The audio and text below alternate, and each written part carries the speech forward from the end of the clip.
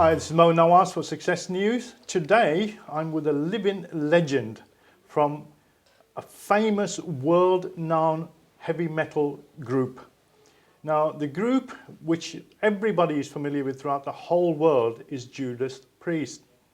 Now, we have the lead guitarist with us, and I have the honor of being able to talk to Ken Downing, who was the lead guitarist for the group, and literally we're going to pick his brains because what he's been able to achieve over the last 20 years, making a move from the musical industry and then into the professional business industry, and we're going to find out some of the achievements and some of the difficulties and the steps that he took in order to achieve success to the level that he's at today.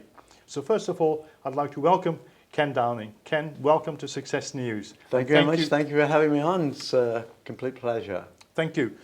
Ken, can I ask you, when you started in your teens, at what sort of age did you start to realize that you were going to be heading towards the professional famedom? Well, let me think. Let me see if I can remember that far back. It was just before electricity. I think I do remember some of it. Yeah, it was kind of one of those things. Growing up, I came from a poor family, a very background, and it was pretty tough. So inevitably, I left school at the age of 15. Where did you grow up? I actually grew up. I was born in West Bromwich. Oh, right. And Hilltop, West Bromwich. Very proud of it. We all are, aren't we? Yeah, sure, absolutely. And that was pretty much it, really, the family home. So it was very much a traditional way back then, not too long after the war, was it, really? 1951 I was born. So, traditional kind of family get-togethers were usually at the dog track or something, Okay, it was back. Yeah. That was okay. It was good, it was, like I say, it does seem like a long time ago, but I was kind of just determined that to do something myself, really, to change what I experienced for the first 15 years, which is a very important and influential time of anyone's life. I decided that yes, I've experienced that. Now I want to go out into the world and experience other things, and so that's what I did. What age did you get your first guitar? It was quite late, I suppose, for musicians, because now everyone's kind of born with an instrument in their hands, seemingly, you get like 5 and 6 year old children, they're complete amazing, but I guess I'd be 16 years old. Okay. So that was your first guitar from the age of 16? Yeah, I'd just gone 16. Okay. Just an old acoustic or something. I actually left home because I actually got a job in a hotel. Okay. Which was just the staff lived in the hotel. It was 5 restaurants there. Okay. Was that local again, or was that? It was kind of in Hagley, Okay, not far then. Not too far. Not too far from here either. But it was like 3 bus rides. It was like on the end of the earth. Do you know what I mean? It was Sure. like a million miles away, seemingly. But I was able to get that job because when I was 13 at school, I wasn't getting on too well with my woodwork and metalwork teachers. Whether I was no good at it, I don't know. But anyway, it wasn't good, so I decided to put in for with domestic science with the girls. Okay. Seemed like a good idea at the time. One way of getting in. And it was the only thing I kind of excelled at school, really, was... so I got quite a lot of, they call them commendation slips then, I think. Okay. So I went to an agency and I got a job straight away, living in the hotel. Okay. And that's what I did. Okay, how long did you do that for? I was there, and I was happy doing it, it was good. I was there for about over a year. Okay. Over a year. But I was starting to get into the music thing more and more. I was going to like all-night music festivals at Bingley Hall in Birmingham. Right. And then I had about 10 days off holiday, and I went to see Jimi Hendrix at Woburn Abbey Music Festival. Yeah. And then my friend said, oh, there's another festival in Belgium. So we went there. Okay. And then we went to another festival in Germany. And then we ended up going through Austria and stuff like that, and coming back into the UK. we went to Western Supermarket. I'm just going on now, but this was a good time of my life. You know, I was out there. I was, you know, freedom. But when I came back to the hotel, I was dismissed. There I was. I thought they couldn't do without me. That was a big mistake. So obviously I went from there. I worked at a gents outfitters then called Harry Fenton's. You might remember that in the Bull Ring in Birmingham. That was great too. Sold Danny LaRue a couple of shirts that had been on the shelf for about 3 years or something like that. And but I was just trying to get the money to buy any instruments and amplifiers. Okay. And so I thought the best way to do that is go and the best money was on a building site. So I went and did that for about 6 months, and that was the last job I ever had really. And I'd probably be about 17 then, I guess, something like that. And then all I did after I was practicing and practicing and practicing, night and day. Did you have anybody coaching you at all, or no, were you just not self-taught? really. Not really. I was struggling to find a place to live, you know, and to survive, and you know, I was in a pop band for a while, just doing weddings and that for money and stuff. But I was getting pretty good pretty quick, I think. Okay. You know, but it was all about putting the band together, wasn't it? Selecting, going through all the changes. Inevitably, we ended up, you know, with a formula that was really working. Did you have anybody as a role model that you tried to follow or emulate? That inspired My you? big inspiration was Jimi Hendrix when I saw him when I was working at the hotel in Coventry Theatre. Then I went to Bristol Colston Hall to see him. You know, I saw him one too many times at Woburn Abbey when, you know, when it all kind of went wrong. But yeah, I saw him at the Royal Albert Hall do the 2 farewell concerts. You know. Fantastic. So I was very, very inspired by him. I knew I looked nothing like him. I didn't want to be, because you had to be kind of different and unique. But I thought I had a look about me and a style. Do you know what I mean? And I really thought that, you know, though in those days, going back, it was tough. It always is tough, you know, to make your way to the top. Sure. But it was all about, I mean, I don't think we ever all thought that we would probably do as well as we did, but we were hard-working, conscientious and honest, and we just got stuck in and thought if we stick together and stick at it. When did the group actually form? I think the first Judas Priest, obviously, my involvement was in about 69, I think, 1969. So, but basically from the age of 17, at some point, you know, I was kind of always professional musician, because I wasn't making a lot of money. It was hard to survive. I mean, I didn't have a car till I was 27 years old. Wow. I had my first banger at 27. Of course, now the youngsters, they get one as soon as they're kind of 17. That's right. So I got my first banger when I was 27. You know, I was in the group, but we didn't have any money. We were making good progress, but the money went to paying the road crew, or paying the petrol, or hiring vans and stuff.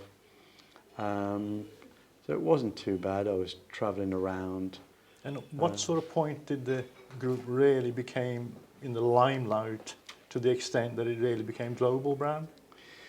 I think it was a long process. We were never an overnight success, but it was a good, because it was kind of building character, I think, in us. Sure.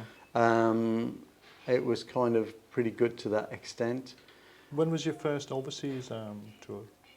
I think we went, in the early 70s, we went to Denmark, Holland, Belgium, I think, a couple of gigs in Germany. So we were trying hard. But I think the group, the late 70s, we started to hit. Okay. We had a song on Top of the Pops and stuff like that. Okay. So media exposure was very crucial. Yeah, absolutely, yeah. Okay. Absolutely. Okay. Yeah, we released a song in, I think it was about 1979, called Take on the World. And Wolverhampton Wanderers picked the song up. Right. So it was their anthem for quite a long time. And which was very rewarding, you know. So that was kind of considered to be a hit single. And then we had some follow-ups to it. Okay.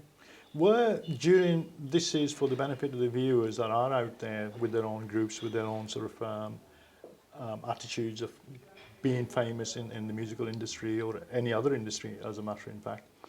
Were there points in the band's minds leading up before you guys made success? How confident were you that, you know, success will inevitably come?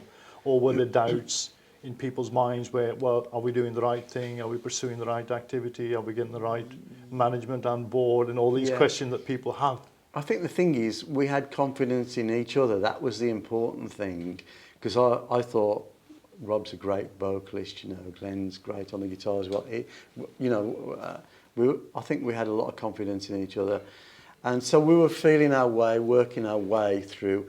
I think the first mindset is to make the music different, you know, to have its own identity. Sure. You needed that to make your way. But obviously, as times changed through the 70s, it started to become very apparent that your look and appearance and everything, your image was started to become very, very important. And so once that kind of mindset came in, basically it came for Judas Priest. Obviously, a lot of viewers were probably the leather and the studs image brought about, you know, a new trend and vogue in music called heavy metal, you know. And I'm proud to say that obviously Judas Priest is cited, you know, all around the world as being, you know, the archetypal heavy metal band, you know, that originated the image. Fantastic. And obviously there was lots of people followed suit, you know, which is... And that's the difference of, rather than to follow the crowd, to come away with something unique that you can actually tag your name to say, basically what you've done is carved a niche within a category to be able to create a subcategory. The image was created and we knew it was strong. I guess we all knew that we had, because it was a uniform now and it became, you know, like in the early days when the Beatles and everybody wore the same sort of thing, there was a strength in that as an identity, you know, but that kind of dissolved and disappeared, the trends. So anyway, when Priest came back, we uniformly wore leather and studs. We all had a bit of a different look. But the thing is, when I can remember we first went to the States in 78, 79, touring with bands like you know, Kiss, REO Speedwagon, Alice Cooper, Journey, you know, and Ted Nugent, gazillions of bands, but everybody was either still the denims and leathers or silks and satins. And there we were, the new kids on the block, you know, with this kind of rugged image. And we did have a sense that it was power with the music and the image. And obviously people stood up and listened and took notice and thought, what's this, you know? It's a new thing, it's a new style.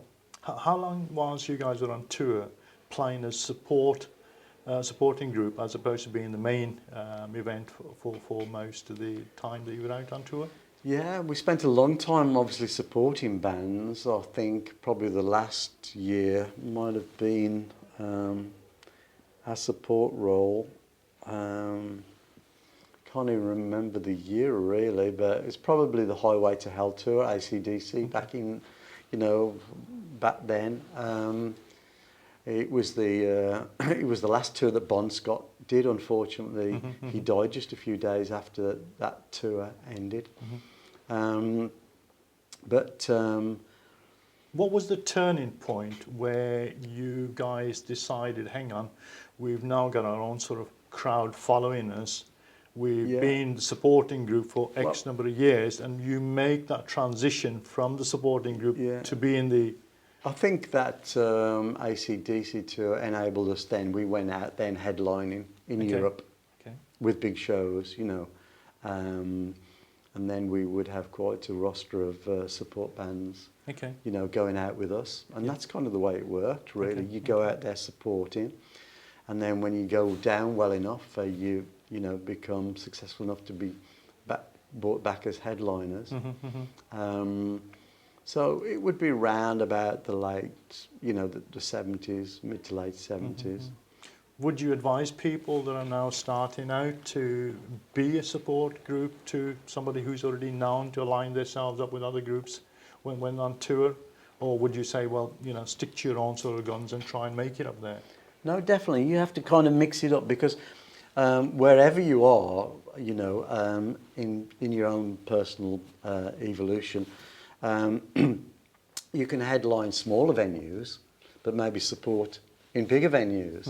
So you have to kind of continually work at it and work your way up and get your identity, get known, get, you know, your popularity, build your popularity. And you do that through a lot of things, really. Hopefully you can release a record that's successful. I mean, some bands will release their first record and go straight to headlining. You know, that wasn't for Judas Priest, and it's certainly not for most bands. We have to keep building and building. But you have to be patient. You have to be selective with your partners. If you are going to be in a band, you need people that are going to be prepared to make sacrifices, stay the course, and work hard.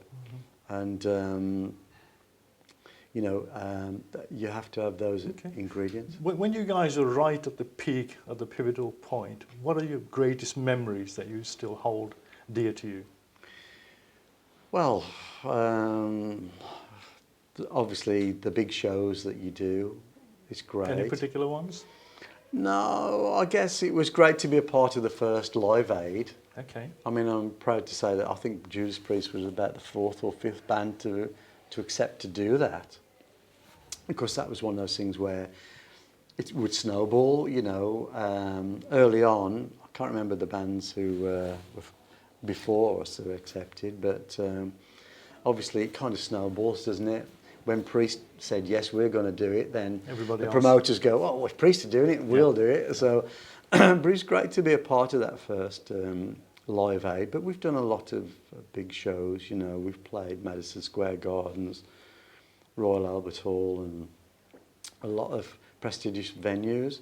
Particularly great for me to play the Royal Albert Hall after seeing Hendrix play there. Sure. Standing stage right, you know, in his footsteps. Wow.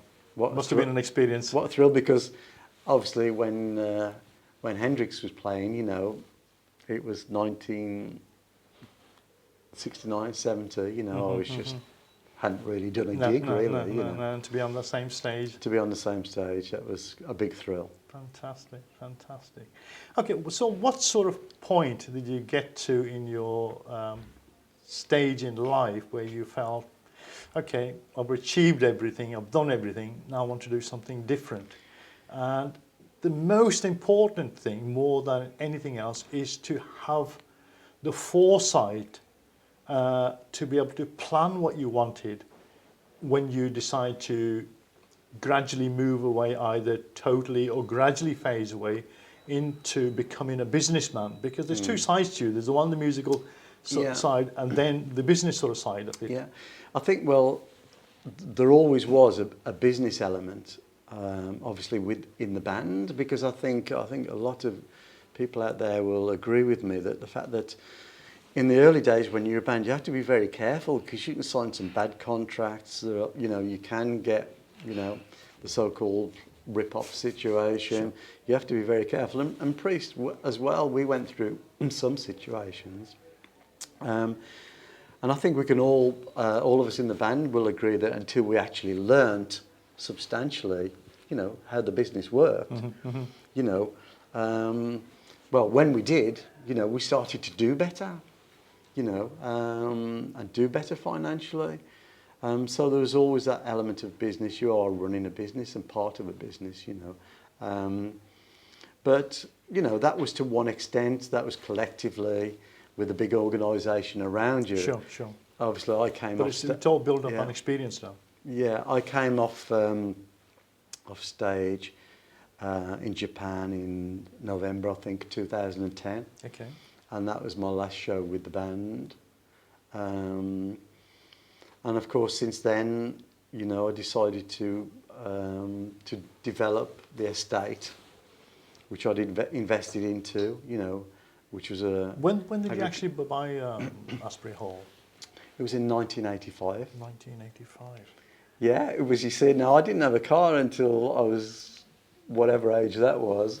It was, you know... Was this just a home at that time that you bought it as? Or? Yes, I did. I just bought Astonbury Hall and 12 acres of land. Okay.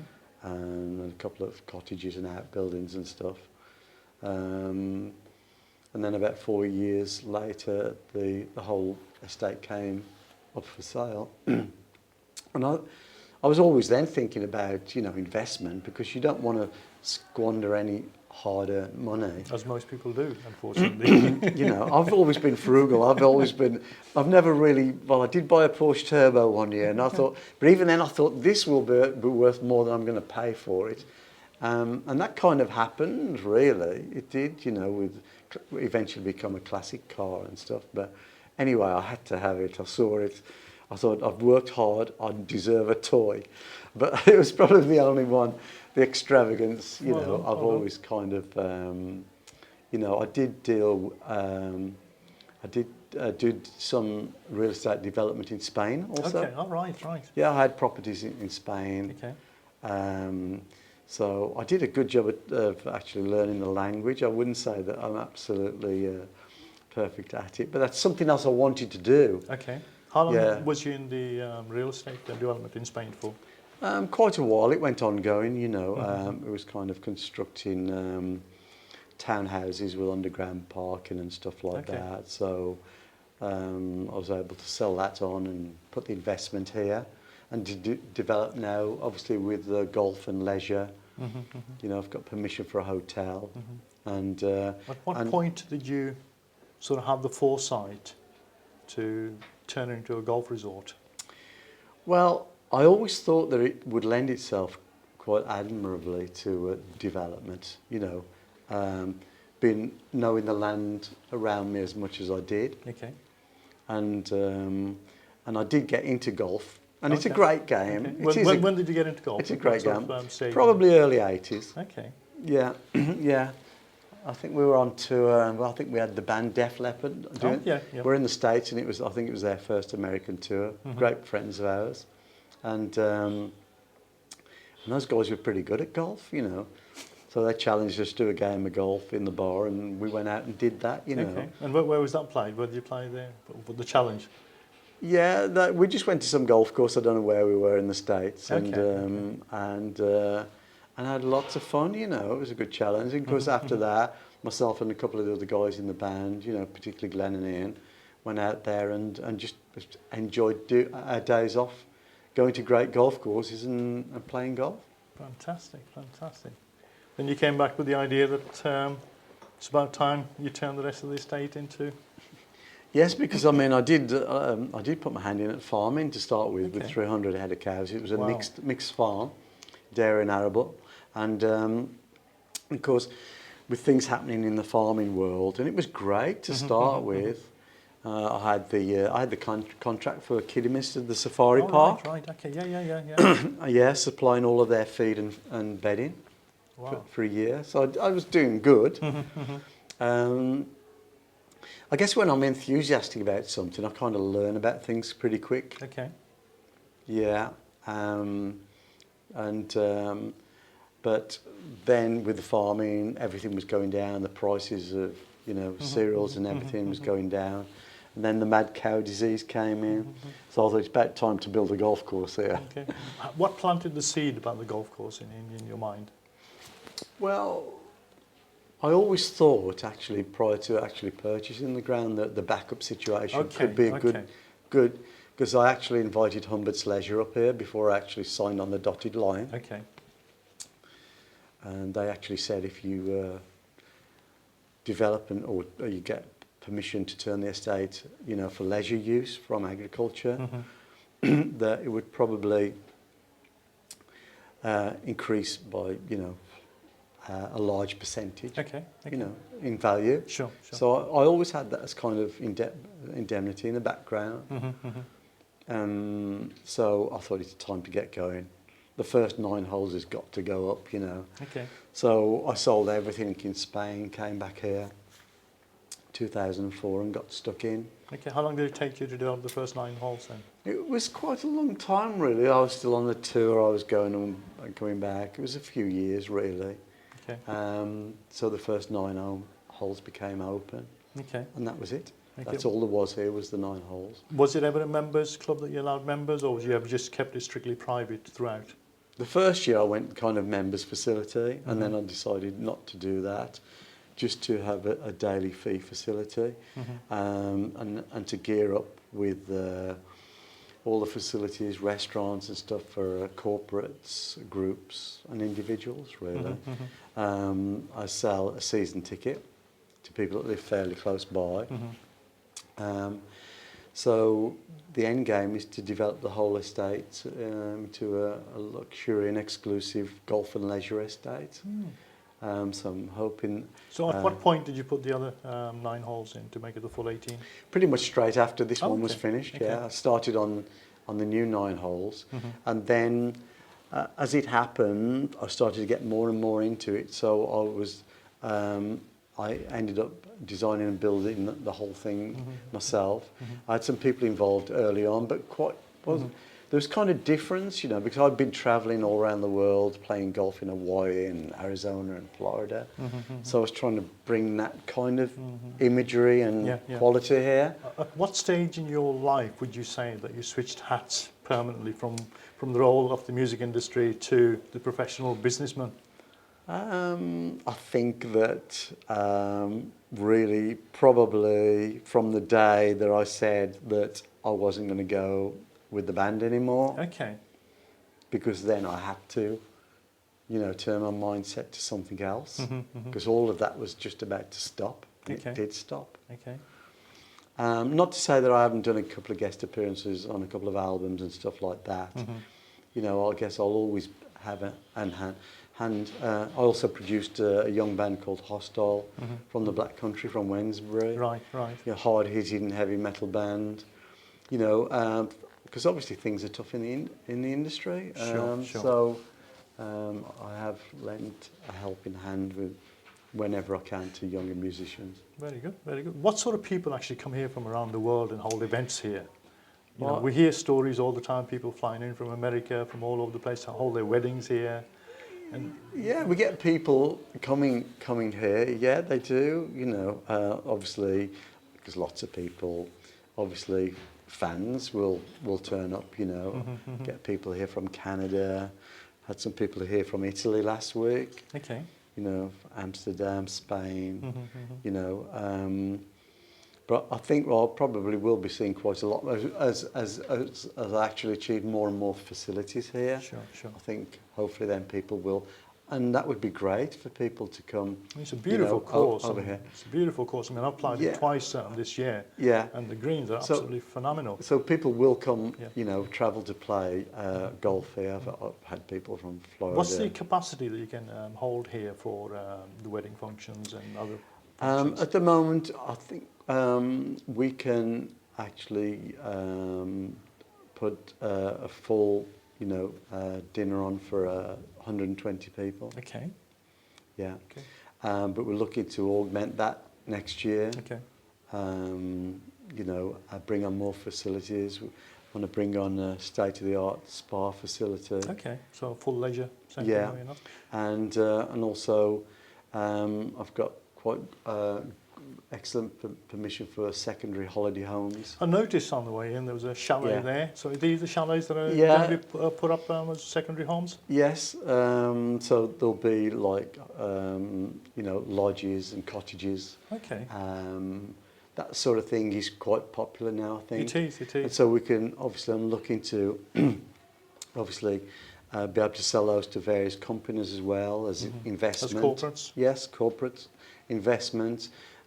We will have a management team in place to be able to rent the properties out for people, investors, if they require to see a return on the properties. When will you start rolling those out? So this is again the business hat taking over again. The show home for the first phase will be on site in 5 to 6 weeks' time.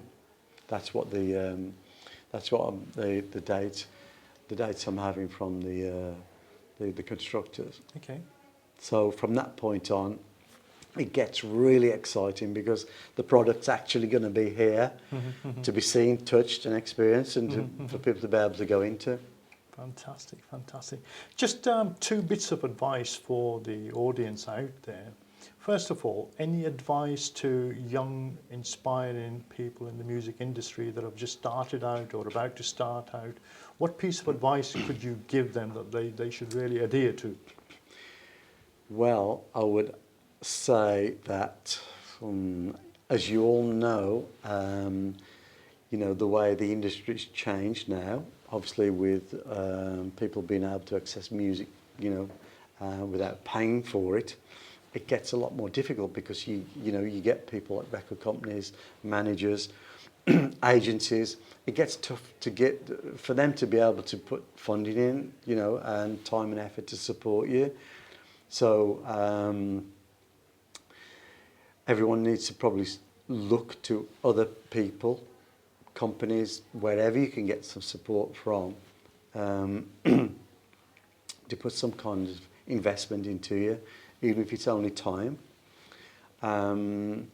But needless to say, keep on trying to become good enough and catch the eye.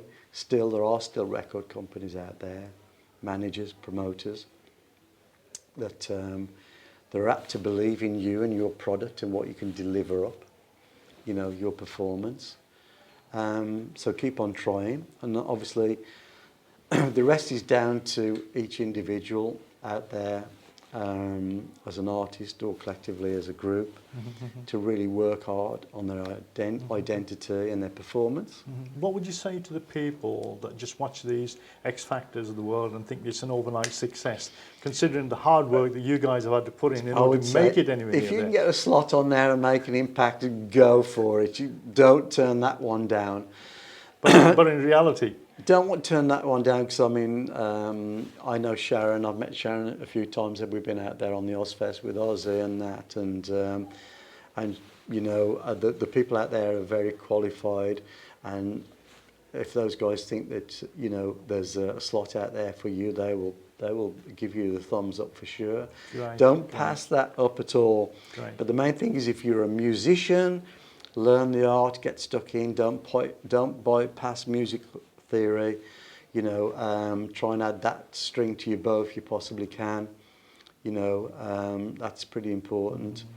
For young guitar players, guitar tablature, it's out there for you. Use it. Don't bypass that up. It's very important and a great vehicle for you to use. Take every shortcut you possibly can. There's so much out there now on the internet. Use it as much as you possibly can. Get your videos out there. Try and get somebody to do a freebie for you if you can. There's somebody out there. Sure.